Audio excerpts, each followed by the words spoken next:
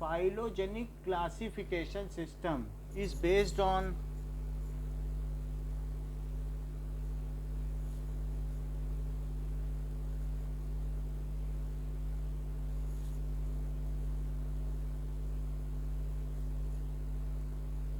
तो ये किस पर बेस्ड है? Evolutionary relationship.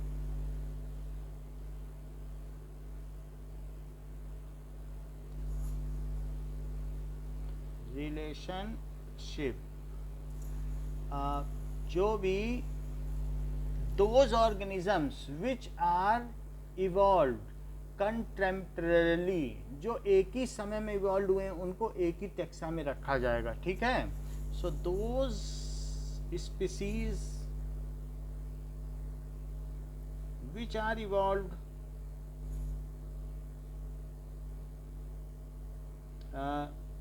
इन सेम टाइम जोन,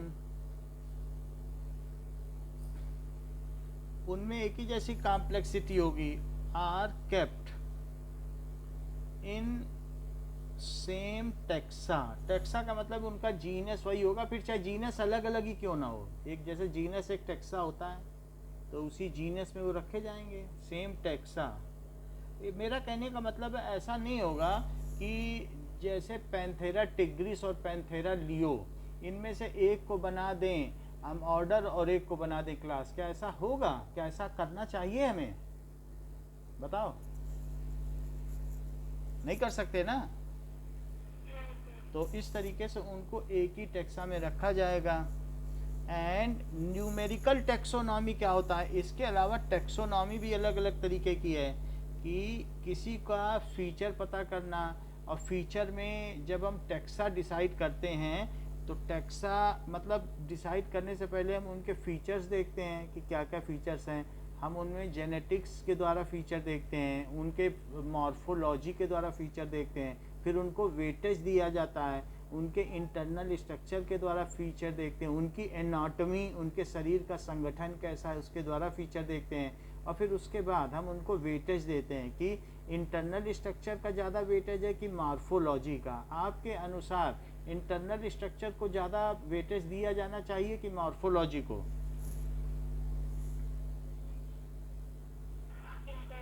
क्योंकि जो हैबिटेट है उसके हिसाब से बाहरी स्ट्रक्चर तो बदलता जाता है, लेकिन आप एविस का देखो, रेप्टाइल का देखो, इसी तरीके का से आप फिशेस का देखो, क्या इन सभी का इंटरनल स्ट्रक्चर सेम है? भले ही वो हैबिटेट के द्वारा एक उड़ने वाला बन गया हो, एक स्विमिंग बन गया हो, और एक जो है क्रीपर बन गया हो जो सड़क के चलता हो, लेकिन क्या इंटरनल स्ट्रक्चर इनका सेम है? दिखने में तो सेम लगता है, क्योंकि एनालॉगस ऑर्गन और जो हम लोग जानते हैं होमोलोगस और एनालॉगस ऑर्गन, उनमें हम जानते हैं कि ये बात पता चलती है एवोल्यूशनरी रिलेशन में, जो हम लोगों ने देखा था हेरिडिटी एंड एवोल्यूशन बायो में। वैसे तो वो चैप्टर हट गया था, फिर भी थोड़ा बहुत हमने बताया था। तो कुछ ऑर्गन एनालॉगस होते हैं, कुछ होमोलोगस। तो जैसे कि टेक्सोनॉमी इस बात को डिसाइड करती है कि उनका इंटरनल स्ट्रक्चर कैसा है, और भी अच्छा है कि सबका एम्ब्रियो देखो। तो अगर आप एक लिजर्ड का एम्ब्रियो देखोगे, स्नेक का एम्ब्रियो देखोगे, ह्यूमन का देखोगे, एविस का देखोगे, पिसेस का देखोगे, तो सबका एम्ब्रियो एक जैसा है। इससे भी पता चलता है कि सभी कहीं एक जगह से ओरिजिनेट हुए हैं, जितने भी एनिमेलिया हैं, जितने भी कॉर्डाटा हैं, एक ही जगह से इवॉल्व हुए हैं कि नहीं। तो इस तरीके से जो टैक्सोनॉमी है, हम किसी टैक्सा को डिसाइड करने से पहले 3 चीज़ों पर गौर करते हैं कि किसी को हम क्लासिफिकेशन देने से पहले उसको टैक्सा देना पड़ता है। तो एक होता है न्यूमेरिकल टैक्सोनॉमी, और दूसरी होती है साइटोटैक्सोनॉमी। टैक्सोनॉमी और न्यूमेरिकल टैक्सोनॉमी, और तीसरी होती है कीमोटैक्सोनॉमी। कीमोटैक्सोनॉमी ये चीज होती है। So what is numerical taxonomy?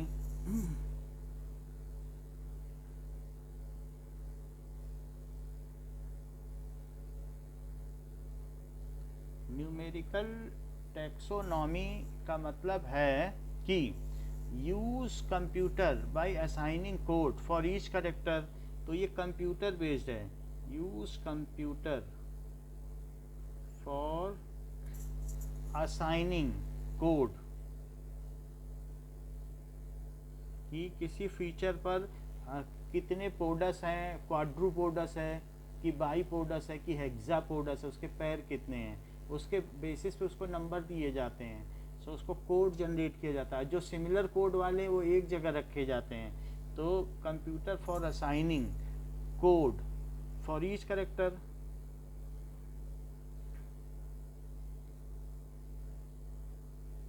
Exoskeleton है कि एंडोस्केलेटन है, हेयर है बॉडी पे कि नहीं है, for each character, and analysing the feature,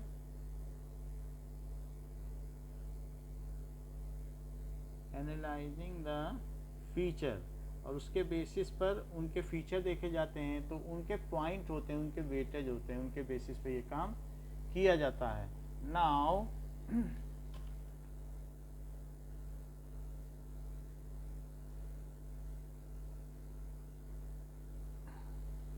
अब देखें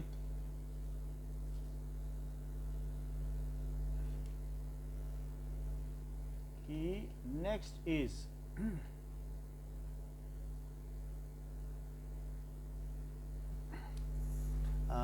साइटोटेक्सोनॉमी, कि सेल के अंदर क्या क्या है, क्या मटेरियल है। सो साइटो सेल का स्ट्रक्चर क्या है, उसके बेसिस पे टेक्सोनॉमी, उससे किस टेक्सा में रखना है। It is based on cytological information, कि कितना क्रोमोसोम नंबर है, ये भी एक अच्छा मेथड है। So it is based on cytological information.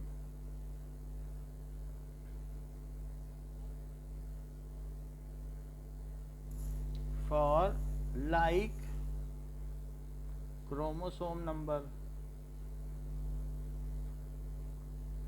क्योंकि जिसमें सेम नंबर ऑफ क्रोमोसोम होंगे वो एक स्पीसीज का रहेगा। जितने भी ह्यूमन हैं, चाहे वो अमेरिकन हो, नीग्रो हो, सीरियन हो, ऑस्ट्रेलियन हो, चाहे कहीं का भी क्यों ना हो, तो वो सारे का सभी में 23 पेयर ऑफ क्रोमोसोम्स हैं।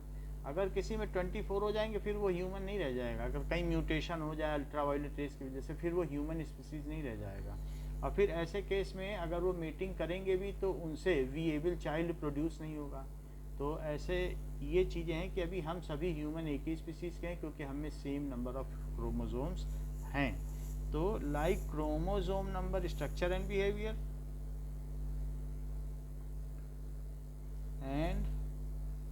बिहेवियर और ऐसे लोग मिल के पॉपुलेशन बनाते हैं। नेक्स्ट इज कीमोटेक्सोनॉमी, केमिकल कंपोजिशन क्या है, उसकी सेल वॉल कैसी है, सेल मेम्ब्रेन कैसी बनी हुई है, इसके आधार पर भी हम टेक्सा को डिसाइड कर सकते हैं। That is chemotaxonomy. तो इसमें क्या आता है, that is chemical constituents of plants, या केमिकल कंस्टिट्यूएंट्स ऑफ ऑर्गेनिज्म के बेसिस पर होता है। ठीक है, टू रिजॉल्व कंफ्यूजन, अब रिजॉल्व कंफ्यूजन, क्योंकि हम लोगों में एनिमल में तो इतना कंफ्यूजन नहीं है, लेकिन प्लांट्स में ये मुश्किल पड़ जाता है कि हम किसी को किस में रखें, किस कैटेगरी में। तो वहाँ पर फिर उनका केमिकल कंपोजिशन देखा जाता है। तो ये प्लांट्स के लिए यूज होता है, केमिकल कंपोजिशन उनका क्या है। प्लांट किंगडम में मेनली 2 कैटेगरीज हैं। वो कौन कौन सी कैटेगरीज हैं? नाउ प्लांट किंगडम में दैट इज क्रिप्टोगेमी, और दूसरा कौन सा है? Phanerogamy. Plant kingdom is subdivided into 2 categories. One is cryptogamy, जिसमें प्लांट विदाउट सीड है, तो उसको क्या कहेंगे? क्रिप्टोगेमी। Plant without seed. और फेनेरो, क्रिप्टो का मतलब हिडन होता है वैसे तो, छिपा हुआ, हिडन, तो वो हमें दिखते ही नहीं उसके सीड, तो इसलिए ऐसा। फेनेरोगेमी एक्सप्लोर्ड, फेनेरम से बना है, फेनेरोगेमी, गेमी का मतलब होता है सीड या गेमीट, तो इसका मतलब है एक्सप्लोड, जो दिखे, तो उसी से नाम बनाए। ग्रीक लेटर्स हैं, प्लांट विद सीड्स, जिसके गेमीट्स एक्सप्लोड हैं, प्लांट्स विद सीड्स। तो इसमें 3 अलग अलग डिवीजन्स आते हैं। अब इसके डिवीजन्स देखो, ये डिवीजन्स हैं,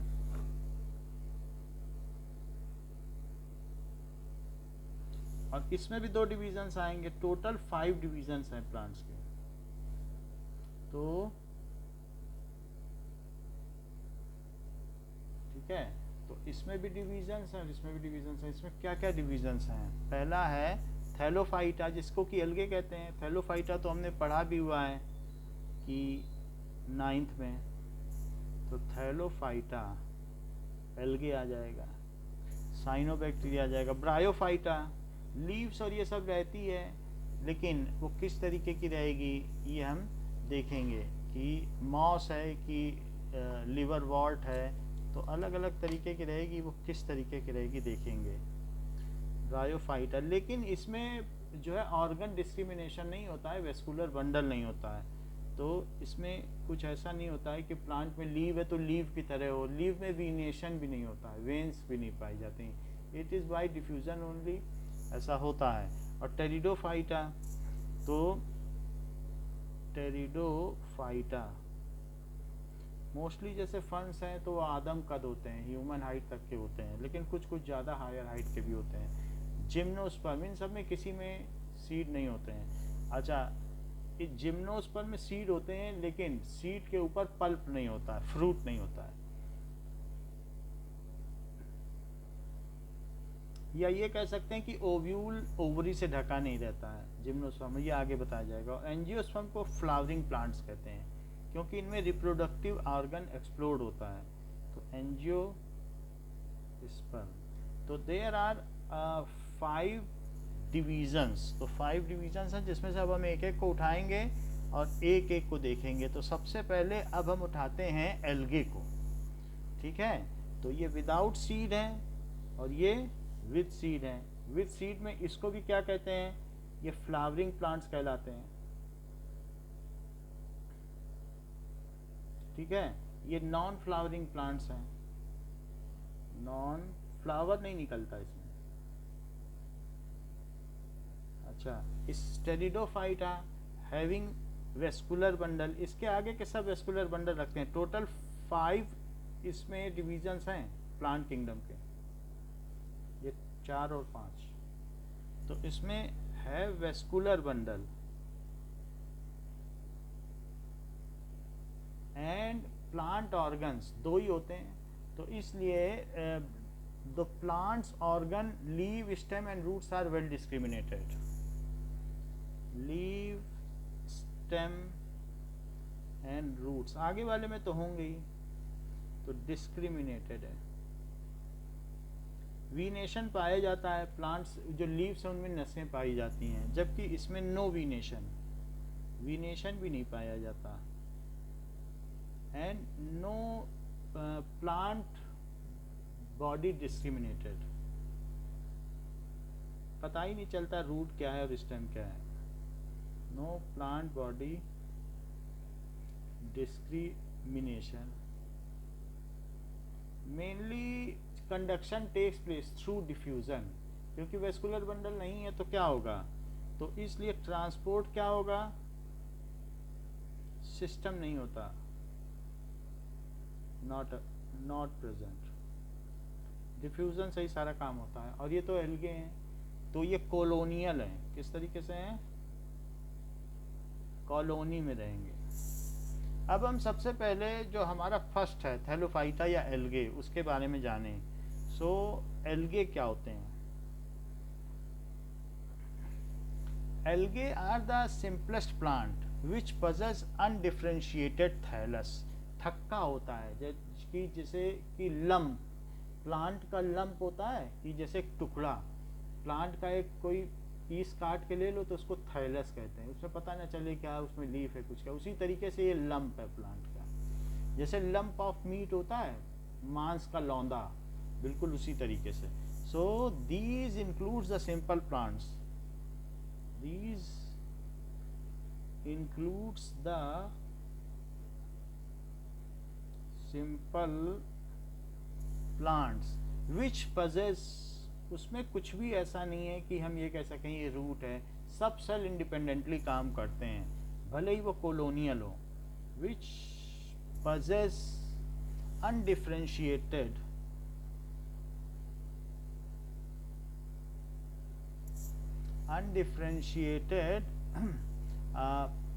फॉर्म, उसमें कुछ अलग अलग नहीं है, जिसको कि थैलस कहते हैं।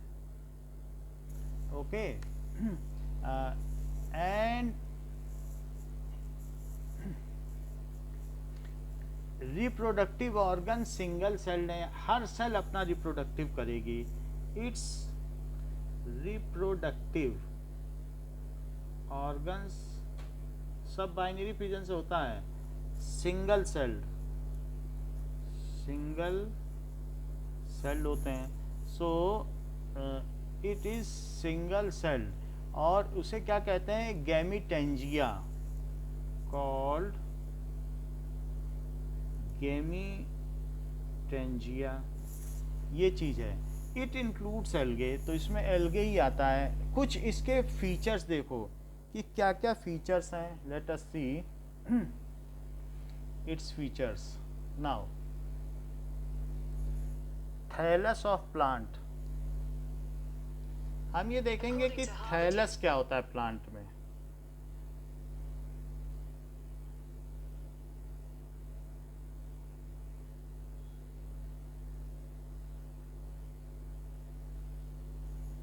तो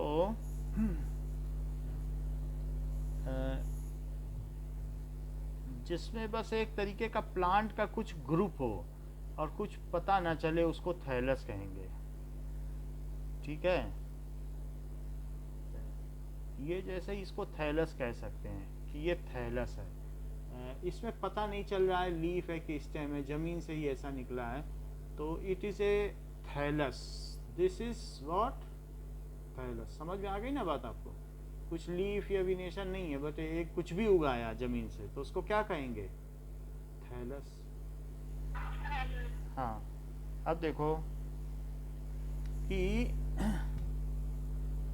इसमें कैरेक्टरिस्टिक्स ऑफ एल्गे, एल्गे किस तरीके का हुआ। नाउ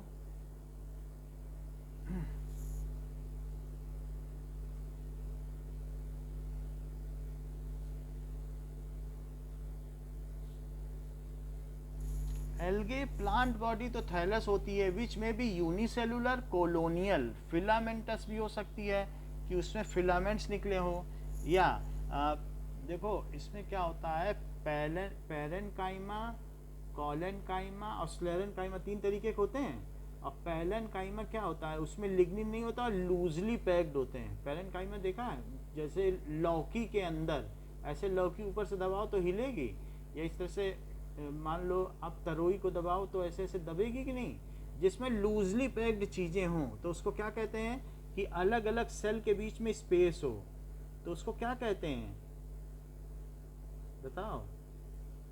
क्या यही पैरेनकाइमा नहीं होता है, बताओ। तो इस तरीके से इनके बीच में स्पेस होगा, loosely packed cells, loosely packed cells होती हैं, ऐसे ही होता है इनमें। और फिर इनके बीच में ऐसा नहीं है कि वो नहीं होंगी, सब कुछ होने पर भी इनकी सेल वॉल भी होगी क्योंकि प्लांट हैं, बट ये इनके बीच में फिर भी स्पेस होगा ही। सेल वॉल तो होंगी बट फिर भी देयर इज स्पेस, ऐसे सेल वॉल होंगे। बट इसमें इंटरसेलुलर स्पेस है, इंटर सेलुलर स्पेस। अब देखो इनको कहेंगे पैरेनकाइमा, ये चीज है। तो हम लोगों ने देखा था कि मेरिस्टेमेटिक सेल और दूसरी होती है परमानेंट सेल। परमानेंट सेल में भी क्या होती है, सिंपल परमानेंट और कॉम्प्लेक्स। सिंपल परमानेंट में क्या होती है, पेरेन्काइमा, कॉलेनकाइमा, स्क्लेरेन्काइमा, और कॉम्प्लेक्स में क्या होती है, जाइलम और फ्लोएम। बोलो इतनी बात सही है ना। हम लोगों ने क्या देखा था प्लांट सेल में कि जो प्लांट सेल होती हैं दो तरीके की होती हैं। एक तो जो अभी जिनको काम नहीं मिला है उनको क्या कहते हैं, मेरिस्टेमेटिक, और दूसरी कौन सी होती हैं, परमानेंट। तो अब मेरिस्टेमेटिक में भी अलग अलग तरीके की होती हैं, जैसे हमें मालूम है लेटरल, इंटरकैलरी, और भी किसी तरीके से होती हैं जो गर्थ को बढ़ाती हैं। तो ठीक है, तो और जो शूट पर होती हैं वो दैट इज एपिकल। तो इसमें कौन कौन सी हो गई, एपिकल, इंटरकैलरी, और साथ में कौन सी होती हैं, एपिकल, इंटरकैलरी एंड लेटरल, ऐसा हो जाता है मेरिस्टेमेटिक में। और साथ ही साथ नाउ परमानेंट में कौन सी होती हैं, सिंपल, बाकी इसमें और कुछ नहीं होती। मेरिस्टेमेटिक में बस यही होता है। तो ये मेरिस्टेमेटिक टिश्यू हो गई, ये सारी हैं इसकी। और परमानेंट में कौन सी हुई, सिंपल, और दूसरी कैसी हो गई, कॉम्प्लेक्स। और हम यहाँ पर हैं, सिंपल में कौन कौन सी हो गई, पेरेन्काइमा,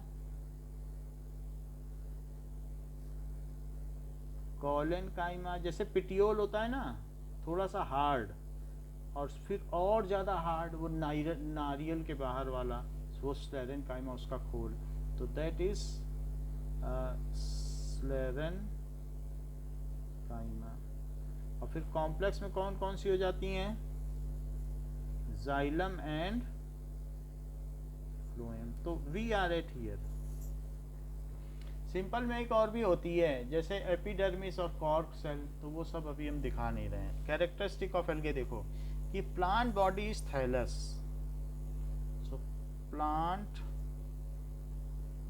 बॉडी इज थैलस है, बिल्कुल कुछ भी डिफ्रेंशिएशन नहीं है, थैलस है। हर सेल अपने में कोई उसका ये नहीं है कि वो लीफ कह दो या स्टेम कह दो, विच मे बी यूनिसेलुलर, चाहे तो सिंगल सेल हो, अलग अलग इंडिपेंडेंटली काम करे और एटमॉस्फेयर से सब चीज ले। तो ऐसी स्थिति में उसे क्या कहेंगे, विच मे बी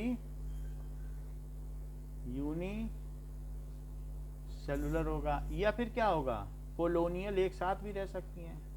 जैसे एल्गे पानी के ऊपर कोलोनियल रहती है, एक साथ एक लेयर मिलती है, तो कोलोनियल हो सकती है। फिलामेंटस, जैसे स्पाइरोगाइरा, ठीक है, फिलामेंटल होती है कि नहीं। सो फिलामेंटस और पेरेन्काइमस, सो इस तरीके से हो सकती है। तो एल्गे के ये सब हैं। अभी हम इसके आगे का देखेंगे तो पता चलेगा। इसमें एक्वेटिक होती हैं, मोस्टली एक्वेटिक, और नहीं तो कुछ मॉइस्ट टेरेस्ट्रियल हैबिटेट में भी पाई जाती हैं, मॉइस्ट सॉइल में। तो मोस्टली तो पानी में ही पाई जाती हैं, ठीक है। सम फाउंड इन मॉइस्ट सॉइल, कुछ मॉइस्ट सॉइल में भी पाई जाती हैं। तो या फिर ट्री ट्रंक में भी, वेट रॉक्स में भी पाई जाती हैं। ट्री ट्रंक में अगर पानी गिर रहा है या वो ट्री ट्रंक मॉइस्ट है तो वहाँ पाई जाएंगे, उसके ऊपर भी एल्गे लग जाएगा। फिर चाहे वो सिम्बियोसिस के साथ हो, किसी के साथ एल्गे हो, फंगी हो, ऐसा कर ले, लाइकेन बना ले, लेकिन एल्गे पाया जाएगा। और इसके अलावा क्या होगा, वेट रॉक्स, ऐसी रॉक्स जिसमें पानी कभी कभी पड़ता हो, तो ये क्या करती हैं, ये रॉक्स की वेदरिंग के काम में आती हैं और उसको फिर ये सॉइल बना देती हैं। वेस्कुलर टिश्यूज़, इसको कहने की बात नहीं है, वेस्कुलर बंडल तो होगा नहीं, और मैकेनिकल टिश्यूज़ भी नहीं होंगी जो बियर कर सकें। शॉक बियरिंग टिश्यूज़ होंगी, जैसे इसमें बार्क होती है, बार्क मैकेनिकल टिश्यू है, बाहर से लाठी मारो पेड़ पर तो क्या उसको चोट लगेगी, क्या वो मैकेनिकल शॉक को एब्जॉर्ब कर लेती हैं बार्क, बोलो। तो इसमें ऐसा होगा क्या, बताओ, स्लेरेनकाइमा होगी क्या, बताइए। एंड मैकेनिकल टिश्यूज, ये सब इसमें एब्सेंट होंगी। फिर नेक्स्ट चीज क्या है, रिप्रोडक्शन इसमें किस तरीके का होगा, वेजिटेटिव। रिप्रोडक्शन में माइटोसिस होगी, बस वही टूट गया, तो जैसे बाइनरी फिजन है ये वेजिटेटिव है, पहले डीएनए का रेप्लिकेशन हुआ, रेप्लिकेशन के बाद बाइनरी फिजन होगा, ये वेजिटेटिव है। रिप्रोडक्शन, तो ऐसे केस में कोई हैप्लॉइड सेल ना बने तो वेजिटेटिव है, डक्शन इज वेजिटेटिव, ठीक है। और बाई फ्रेगमेंटेशन होगा, अगर फिलामेंटस है तो बाई फ्रेगमेंटेशन हो जाएगा, या फिर एसेक्सुअल भी हो सकता है, बाई स्पोर फॉर्मेशन, भाई स्पोर बन जाएं लेकिन वो हैप्लॉइड हो, और अगर हैप्लॉइड होंगे तो क्या होगा, एसेक्सुअल बाई स्पोर फॉर्मेशन, वो स्पोर जहाँ गिरेगा फिर वो स्पोर आपस में क्या होंगे, उनमें एक तरीके का प्लाज्मोगेमी होगी, फिर कैरियोगेमी होगी, और फिर कैरियोगेमी हो जाएगी जहाँ दो स्पोर गिर जाएंगे और फिर वहाँ पर वो बढ़ने लगेगा, ऐसा होगा। फिर मतलब इसमें ये भी हो सकता है हैप्लॉइडिक और डाइप्लॉइडिक फेज हो, दो स्पोर कहीं गिर जाएंगे तो फिर वो उससे क्या होगा, फुल सेल बन जाएगी, लेकिन फिर उसके बाद कहीं पर दो स्पोर गिर गए, और दो स्पोर गिर गए तो क्या हुआ, ये स्पोर है, वैसे तो ये है यहाँ पर स्पोर, ये इसमें से स्पोर निकले, तो स्पोर निकले और वो स्पोर किस पर गिर गए, ब्रेड पे गिर गए। अब इन दोनों में क्या होगा, क्या प्लाज्मोगेमी होगी, कैरियोगेमी होगी, ठीक है। कुछ देर तक प्लाज्मोगेमी होगी, फिर डाई कैरियोटिक, दो न्यूक्लियस होंगे तो डाई कैरियोटिक कहलाएगा, फिर न्यूक्लियस मिल जाएंगे तो कैरियोगेमी कहलाएगी। प्लाज्मोगेमी के बाद तो डाई कैरियोटिक कहलाएगा कि नहीं, दो न्यूक्लियस होंगे, बोलो, फिर कैरियोगेमी हो जाएगी। अब जब कैरियोगेमी हो जाएगी तो फिर से इसमें कुछ इस तरीके से निकलने लगेगा, फिर से स्पोर बन जाए इसी से, और फिर उसमें से निकलने लग जाए, फिर यहाँ पे फिर हैप्लॉइड स्पोरेंजियम बन जाएगा, क्या बन जाएगा, स्पोरेंजियम। मतलब ये तो मैं आपको दिखा रहा हूँ, ये फंगस है, ये तो म्यूकर है, बट म्यूकर की बात नहीं कर रहा हूँ, इस तरीके से इसमें भी होता होगा, ये एक रिप्रोडक्टिव साइकिल है, बाकी साइकिल हम आगे डिस्कस करेंगे इसका, लेकिन कुछ ना कुछ ऐसे होता होगा, क्योंकि स्पोर फॉर्मेशन में तो यही साइकिल अडॉप्ट होता है, जू स्पोर में। सो बाई इसमें क्या होगा कि that is spore formation, spore जो फॉर्मेशन होता है वो हैप्लॉइडिक होता है, जैसे जू स्पोर होगा, और सेक्सुअल रिप्रोडक्शन भी होता है, सेक्सुअल भी होगा,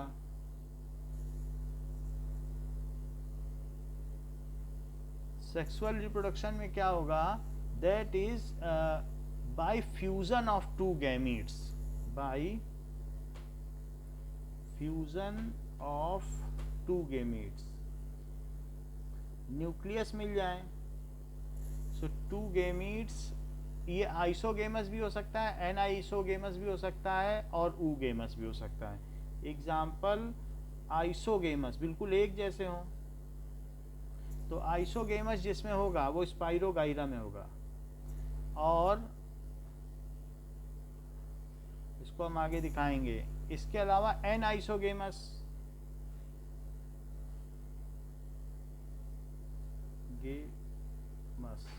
क्लेमाइडोमोनास में होगा, क्लेमाइडोमोनास और भी किसी के साथ कर सकता है, Chlamydomonas that is an isogamous, दोनों डिफरेंट शेप्स के हों, किसी और दूसरे एल्गे के साथ भी कर सकता है। क्लेमाइडोमोनास तो आप जानती हैं इस तरीके से होता है कि नहीं, फिलामेंटस। और तीसरा क्या है कि ऊगेमस, एक बड़ा और एक छोटा, तो बहुत बड़ा और एक बहुत छोटा, तो इसलिए ऊगेमस भी होगा, तो ऊगेमस में वॉल्वॉक्स हो गया। सो इतनी बात हो गई। अब हम देखते हैं कि जो एसेक्सुअल रिप्रोडक्शन का साइकिल क्या है, उससे हमें समझ में आ जाएगा।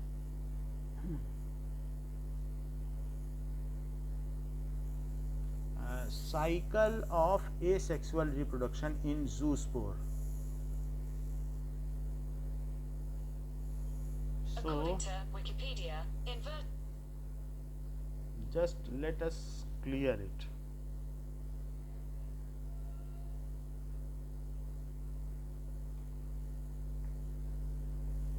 So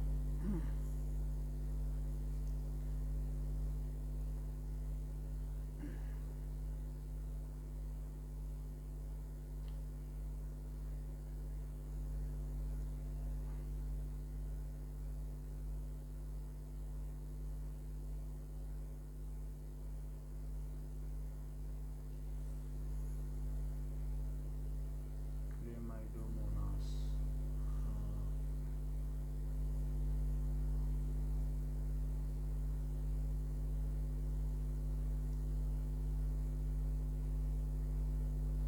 Filament.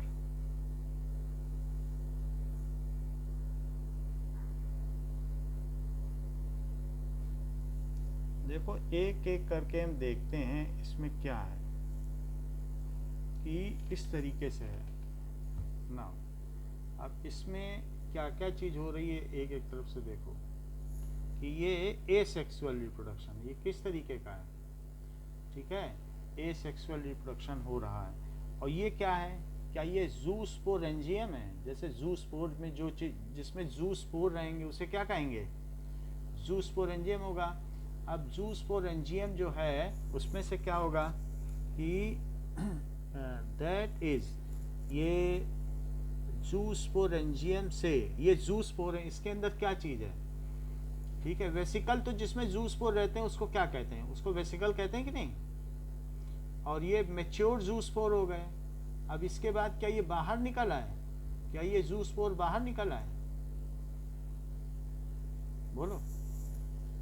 तो अब इनमें सिस्ट है क्या, एनसिस्टेड जूस्पोर। जब बाहर एक सिस्ट होता है जो उनको रक्षा करता है उनको एडवर्स कंडीशन से, तो उसे क्या कहते हैं,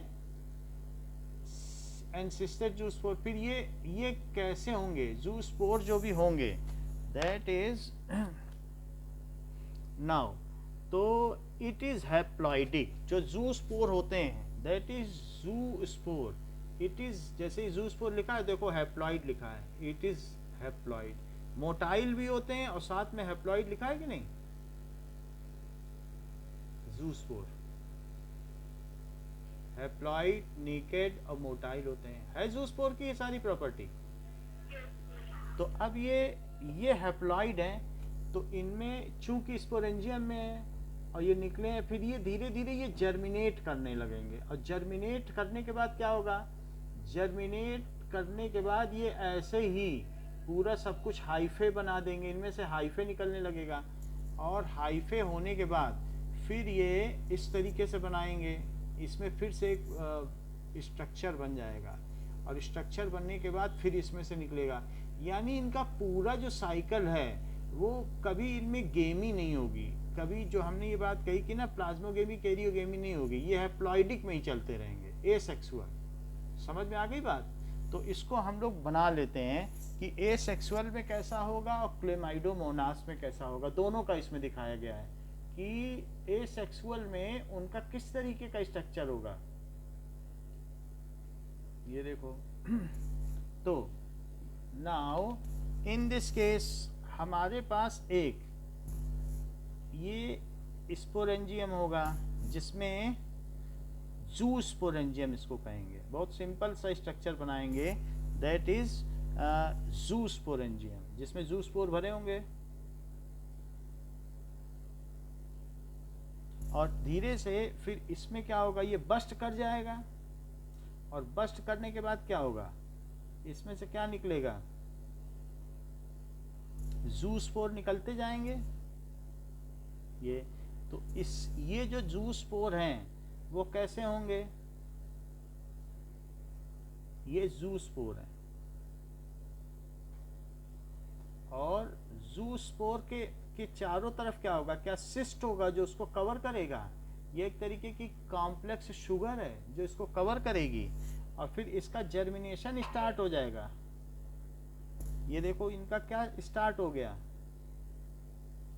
जर्मिनेशन। और ये जर्मिनेशन के बाद क्या होंगे,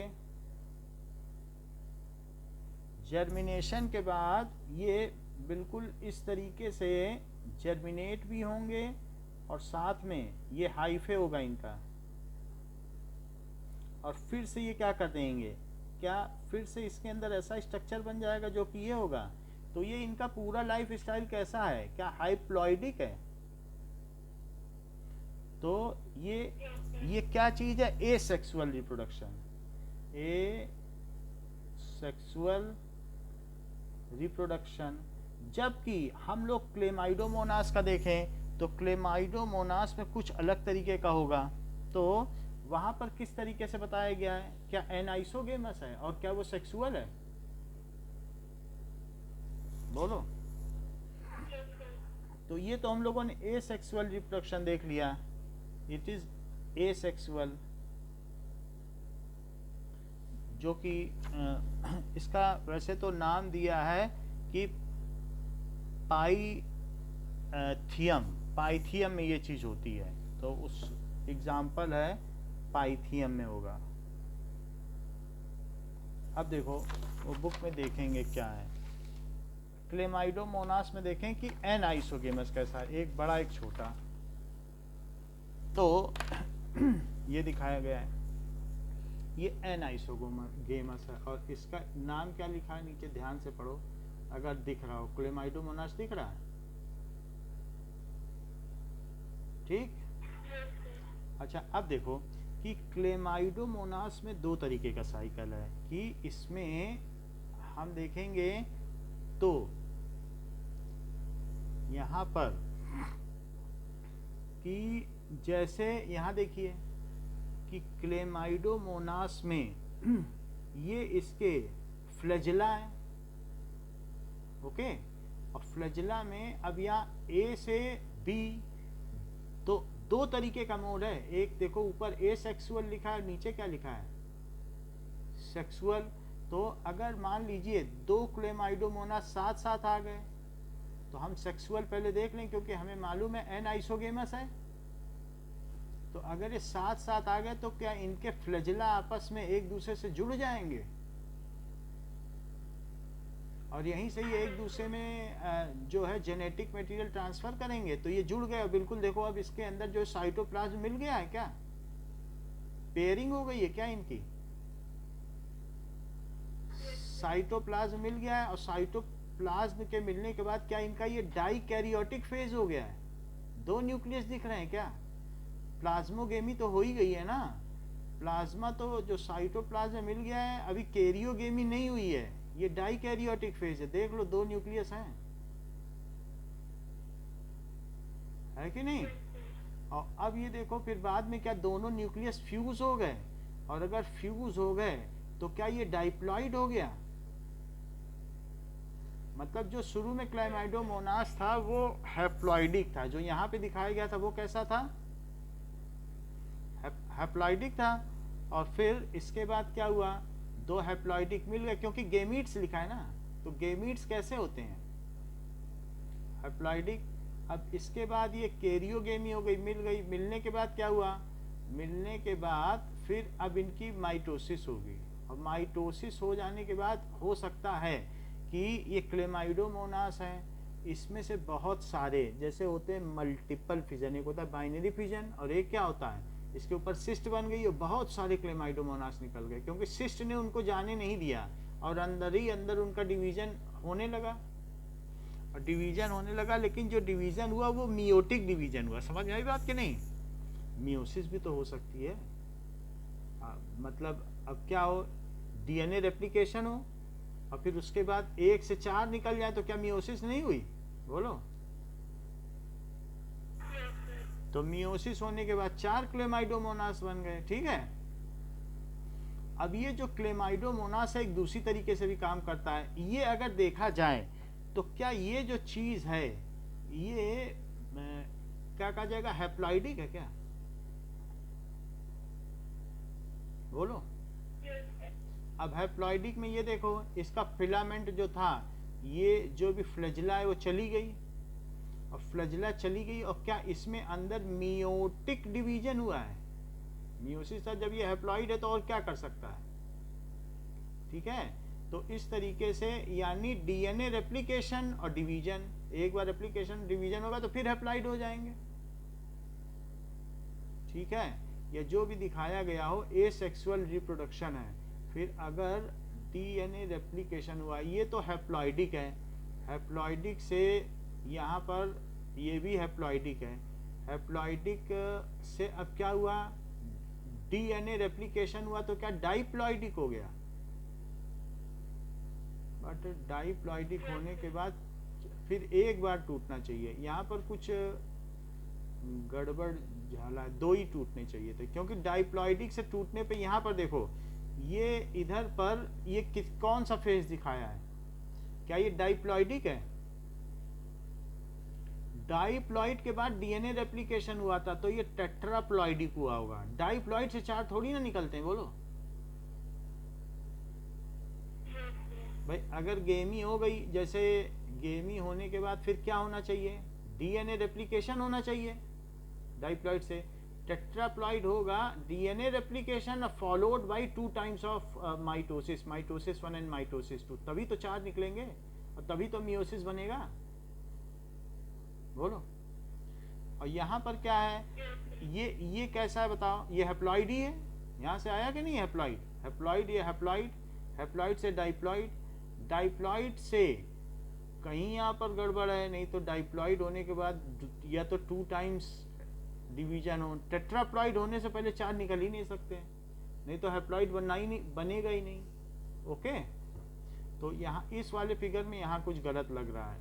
गेमीट से अगर आप हैप्लॉइड से सिंपली 2 निकल सकते हैं, रिप्लिकेशन से 2 निकल सकते हैं, फिर रेप्लिकेशन हो फिर 2 निकल सकते हैं, यानी ऐसा हो सकता है।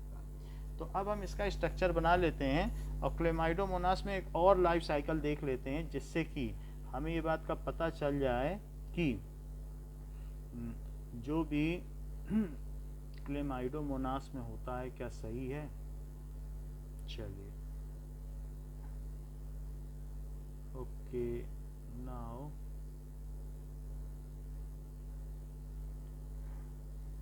चलिए 1 minute, just wait. Reproductive life cycle of chlamydomonas. According to ResearchGate, the sexual life cycle of Chlamydomonas reinhardti consists primarily of 4 critical stages: gametogenesis, zygote formation, zygote maturation, and meiosis. Gametogenesis is induced by the loss of a nitrogen source and light. Let us see this.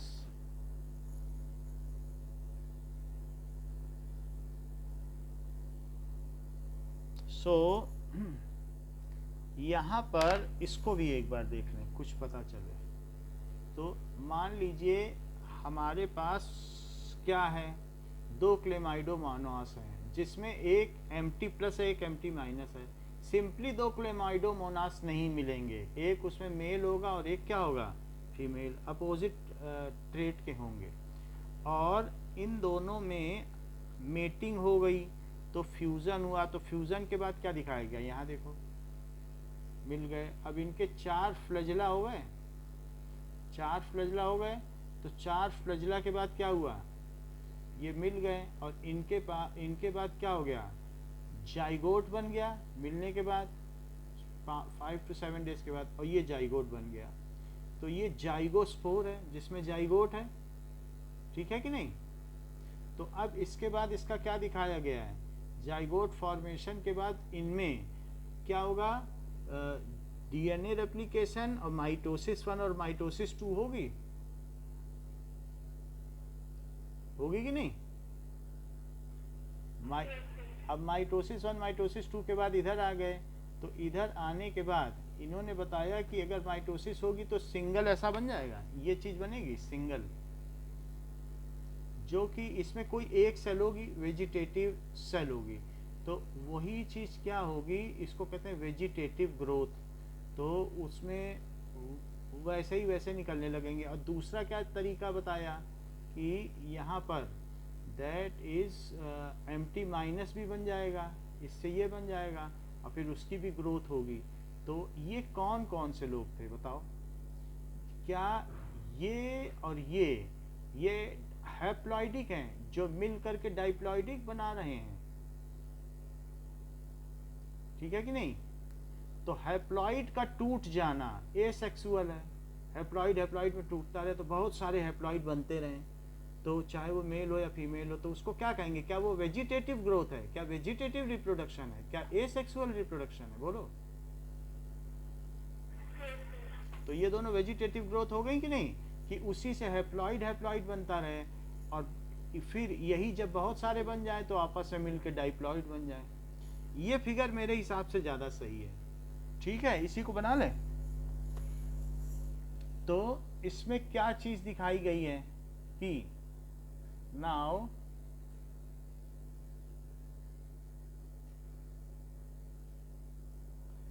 First is to chlamydomonas, जिसमें ये दिखाई गई है N isogamy. N isogamy का मतलब क्या होता है कि एक मेल और एक फीमेल, लेकिन दोनों क्या है, थोड़ा ही साइज का अंतर हो, तो एन आइसोगेमी। तो ये चीज हो गई एन आइसोगेमी में।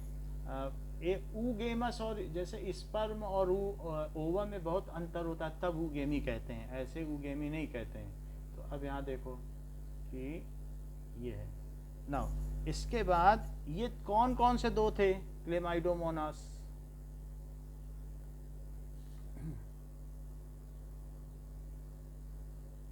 ठीक है, तो इस तरीके से यहाँ पर एम्प्टी माइनस इसका नाम दिया गया है, empty minus, and this is empty plus. Empty minus और एम्प्टी प्लस अब आपस में मिल जाए तो क्या हो कि इनके और इनके मिलने से इनमें क्या हो जाएगा? प्लाज्मोगेमी होगी। ये मिल गया, इसको कहते हैं गेमीट जो है आपस में मिल रहे हैं, ठीक है? तो कॉपुलेशन भी कह सकती हो, कॉपुलेशन, ठीक है। अब मेटिंग के बाद क्या हो गया कि ये दोनों मिल गए और मिलने के बाद ये दोनों एक साथ हो गए और ये हो गया, ये चीज हो गई प्लाज्मोगेमी। प्लाज्मा इनका मिल गया, प्लाज्मोगेमी। फिर इसके बाद क्या हुआ कि फिर इसके बाद इनमें ये दोनों सेल अब न्यूक्लियस मिलने लग गए। तो न्यूक्लियस मिल जाएंगे तो इसको आप कह सकते हो डाइकैरियोटिक फेज।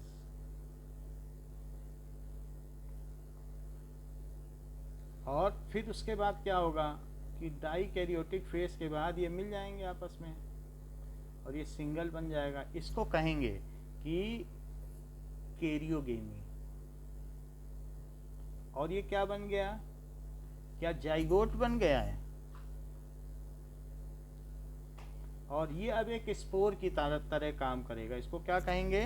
इसके ऊपर एक शुगर की लेयर चढ़ जाएगी जिसको सिस्ट कहेंगे। तो जाइगो स्पोर, जब इसमें से बहुत सारी चीजें निकलें तो जाइगो स्पोर। तो इसके अंदर अब 3 चीजें होंगी, 4 क्लेमाइडोमोनास बन जाएंगे ये, तो सभी 4 बन जाएंगे। तो इसको क्या कहेंगे? इसको कहेंगे मियोसिस। और मियोसिस होने के बाद फिर यहां से ये बना एम्प्टी माइनस, और यहां से कुछ इसमें क्या बनेंगे? इसके अंदर तो सब कुछ बन सकता है, सारी सुविधाएं हैं। और ये जो चीज है ये फिर से इसका एक साइकिल होगा कि यही बार बार अपने आप में वेजिटेटिव रिप्रोडक्शन करने लगे और स्पोर्स ही बनाता रहे, तब इसे क्या कहेंगे? That is vegetative reproduction. ठीक है, जैसे बॉडी में स्पर्म या ओवम है तो वही डिवाइड करते रहते हैं रिप्रोडक्टिव ऑर्गन में, ह्यूमन में भी तो करते रहते हैं और वही और बनाते रहते हैं। तो क्या वहाँ मियोसिस नहीं होती रहती? डीएनए रेप्लिकेशन, फिर टूटना, फिर डीएनए रेप्लिकेशन, फिर टूटना, यही तो होता रहता है। तो ये चीज़ होती है स्पर्मोजेनेसिस एंड oogenesis जिसको कहते हैं। तो ये कैसा हुआ, क्या ये इसका एसेक्सुअल फेज हुआ? और यहाँ पर भी क्या होगा, यही चीज़ होगी कि नहीं? वेजिटेटिव रिप्रोडक्शन, तो एसेक्सुअल फेज। बोलो, बात समझ में आ गई? और ये जो इसमें बीच में दिखाया गया है ये कैसा है? Sexual reproduction. और कैसा है? एन आइसोगेमी, क्योंकि डिफरेंट टाइप के हैं नेचर के, लेकिन साइज जरा सेम है, तो इसको क्या कहते हैं? An isogamy. अब बहुत प्रिमिटिव होगा तभी आइसोगेमी होती है, वरना एन आइसोगेमी या ऊगेमी होती है, जो थोड़े से भी कॉम्प्लेक्स होते हैं। आइसोगेमी। इतनी बात हो गई। अब हम आगे देखेंगे कि ये तो अब हम लोगों ने डिफरेंट स्ट्रक्चर देख लिए। नाउ लेट अस सी ahead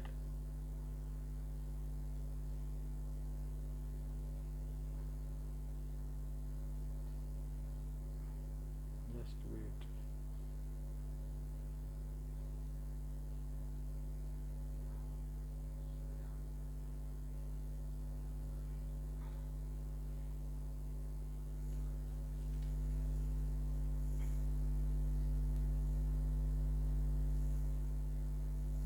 Class 11th chapter 3 bio notes NCERT.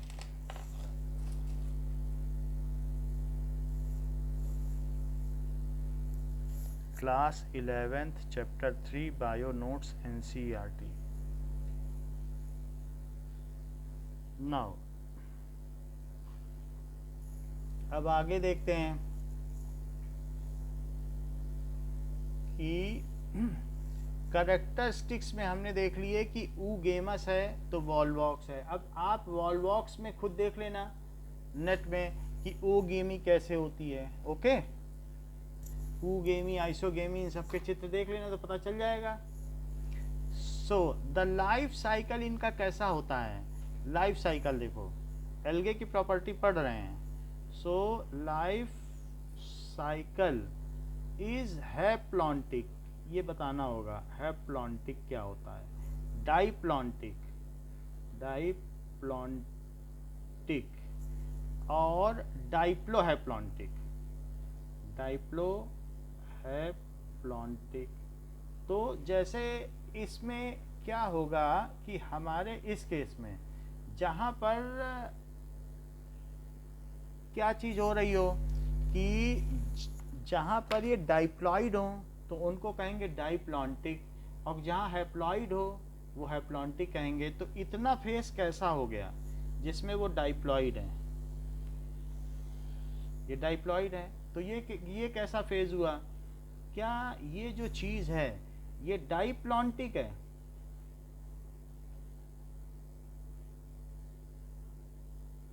और इसके अलावा ये सब जो फेज हुआ ये कौन सा है? क्या ये हैप्लॉन्टिक है?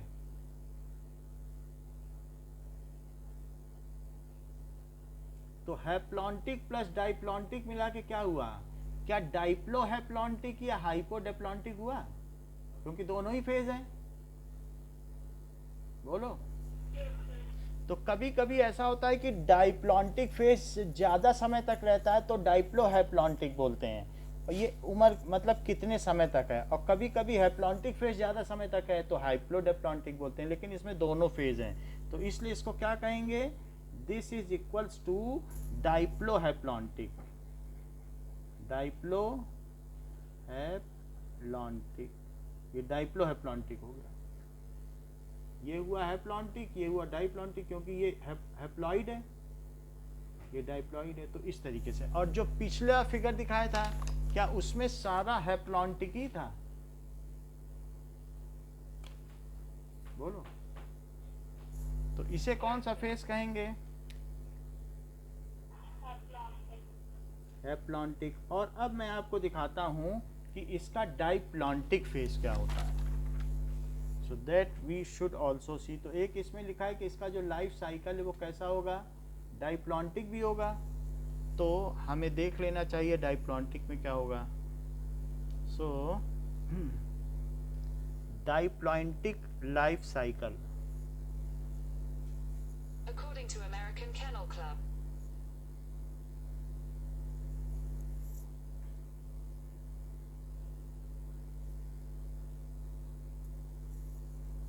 नाउ तो ये फिगर देखने लायक है, ये आपकी बुक का ही फिगर है। तो बुक में मैं बता देता हूँ ये फिगर कहाँ पर है। फिगर देखो ज़रा, फिगर 3.7 पेज 42। तो जो 42 फिगर है वो बुक से ही, अब हम आपको समझा दें। ये देखो, ये है। तो इसमें क्या है कि जहाँ n क्रोमोसोम अगर हैं तो उसका कैसा लाइफ साइकिल है, n है। लेकिन अगर दो n क्रोमोसोम आपस में गैमीटोजेनेसिस कर दें, फ्यूज हो जाएं, सिंगेमी कर लें, तो सिंगेमी यानी आपस में मिल जाए, तो क्या फिर वो 2n बन जाएगा, जाइगोट बन जाएगा? बोलो। और उसकी मियोसिस हो जाए, फिर उस 1 से 4 बन जाए, तो क्या फिर से वो स्पोर बन जाएंगे? तो नीचे हैप्लॉन्टिक है और ऊपर थोड़ी देर के लिए वो क्या हुआ, क्या डाइप्लॉन्टिक हुआ? बोलो। लेकिन ऐसे केस में बुक कहती है कि लाइफ साइकिल पैटर्न अगर हैप्लॉन्टिक बहुत ज़्यादा देर के लिए हो रहा है, बहुत थोड़ी देर के लिए डाइप्लॉन्टिक है, तो उसे हम हैप्लॉन्टिक ही कहेंगे। क्योंकि यहाँ पर आप देखो, बस थोड़ी देर के लिए वो सिंगेमी होती है, साथ में मिल जाते हैं और फिर एक जैसे ही होते हैं, तब सिंगेमी कही जाती है कि बिल्कुल उनमें कोई मेल फीमेल जैसा चक्कर नहीं होता है, आपस में बस मिल जाते हैं कोई भी दो स्पोर्स, तो और फिर जाइगोट बना लेते हैं। So it is for a very short period of time and most of the time it is, ये हैप्लॉइडिक है, इसलिए इसका लाइफ साइकिल कैसा माना गया? जरा दूसरा केस देखो, अगर मान लो कोई ऐसा है कि जिसमें 2n बहुत समय तक रहे, जिसके स्पोर ही 2n हो, जाइगोट बने, जाइगोट के अंदर स्पोर बने, जैसे क्लेमाइडोमोनास, मतलब 2n स्पोर बन जाए। अगर ऐसा हो, स्पोर जो बन रहे हैं वो 2n हो, ये तो इसमें हैप्लॉइड है इसलिए हमने इसको नहीं लिया है। लेकिन कभी ऐसा भी हो सकता है कि जैसे कि प्लाज्मोडियम के अंदर जो स्पोर बनते हैं वो 2n टाइप होते हैं।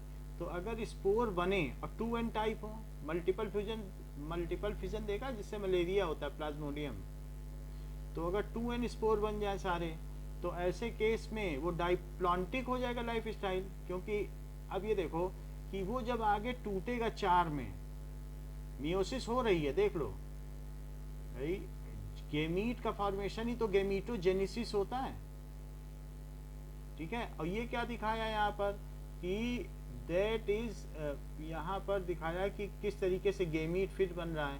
पहले सिंगेमी होगी, फिर 2n बनेगा, फिर और गेमीट बनेंगे। ये पूरा चीज गेमीटोजेनेसिस है। गेमीटोजेनेसिस वहाँ है क्या? नहीं, यहाँ देखो ना, ये तो क्या है, गेमीटोफाइट फेज है। सो गेमीटोफाइट का मतलब है कि फाइटा का मतलब तो प्लांट होता है, तो ये गेमीट्स हैं, गेमीटोफाइट फेज है। ये चीज है कि गेमीटोजेनेसिस का मतलब क्या है, सिंगेमी हो, जाइगोट बने, और ये है गेमीटोजेनेसिस। फिर से गेमीट बन गए कि नहीं? ठीक, बोलो। और यहाँ पर देखो कि यहाँ पर भी गेमीटोजेनेसिस हो रहा है, यही है गेमीटोजेनेसिस, जब 1 से 4 बन जाए। डाइप्लॉइड में तो बन ही सकते हैं, ये 4 हैं, तो गेमीटोजेनेसिस बन गया, और फिर वो मिल गए, मिल के सिंगेमी बन गए, 2n बन गए। तो ज्यादा देर इनमें कौन सा फेज रहा बताओ? तो डाइप्लॉन्टिक माना जाएगा, फिर इसे इग्नोर कर दिया जाएगा। और लेकिन जिसमें लगभग आधा आधा रहे, तब क्या कहेंगे? मान लो आधा आधा रहे, तो आधे में नीचे कैसा है बताओ? n है और ऊपर 2n है। बड़ा कौन है, थोड़ा सा ज्यादा कौन है? बोलो। n है, तो पहला नाम में क्या आया? पहले हैप्लो आया कि नहीं? हैप्लो डाइप्लॉन्टिक। अगर मान लो डाइप्लो ज्यादा बड़ा होता, थोड़ा सा ज्यादा, तब हम क्या कहते हैं?